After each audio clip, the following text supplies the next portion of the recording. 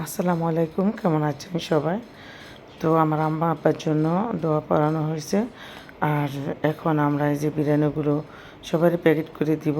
তো আসরের নামাজ পড়ে হুজুররা দোয়া পড়ে গেছে। আর ওনাদের জন্য আমরা বিরিয়ানি প্যাকেট করে করে সব পাঠিয়ে দিব। তো এই দেখেন বিরিয়ানি রান্না শেষ। আর এখানে যা আছে সম্পূর্ণ সব আমরা মাদ্রাসা এতিমখানা দিয়ে দিব। আর কিছু গরিব অসহায় মানুষকে দিব। তো এগুলো আমরা ঢেলে নিব। আর এই দেখেন এই প্যাকেটগুলো করবো। এখানে 200 প্যাকেট আছে, সেই প্যাকেটগুলো আমরা করব।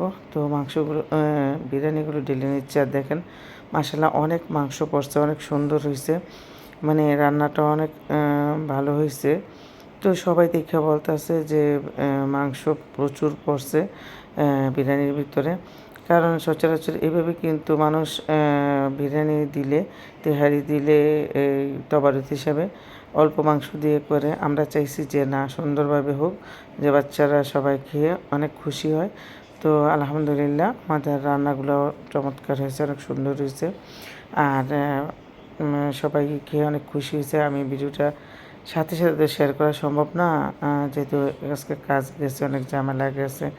তো সবাই মিলে প্যাকেট করতেছে, ছোট বড় সবাই সাহায্য করতেছে প্যাকেটিং করায়। আবার এভাবে নিয়ে নিয়ে সবাই দিয়ে আসছে। তো সবচাইতে বেশি খারাপ লাগছে আজকে আমার বাবা মা থাকলে কিন্তু অনেক ভালো লাগতো। বাবা মা থাকতেও কিন্তু এই কাজগুলো করা হইতো। আমার বাবা মা সবসময় তারা নিজেরও আমল করতো, মানুষকে দান দক্ষিণা করতো, টাকা মানে টাকা পয়সাও দিত। আর এই ইফতারও দিত, কাঁচা বুট, ডাল, তারপরে তেল, এগুলোও দিত। আবার এভাবে রান্না করে দিত। তো অনেক সাহায্য করতো আমার বাবা মা। আমাদের গ্রামের মানুষ সবাই আমার বাবা মারা অনেক ভালোবাসে। তো সবাই মন খারাপ করতেছে, শুধু যে আমরা মন খারাপ করতেছি বাবা মার জন্য তা না। আমাদের বাড়িতে যারা আসে তারা সবাই কান্না করে আমার বাবা মার জন্য। আপনারা সবাই দোয়া করবেন, আল্লাহ যেন আমার বাবা মারে জান্নাতবাসী করেন।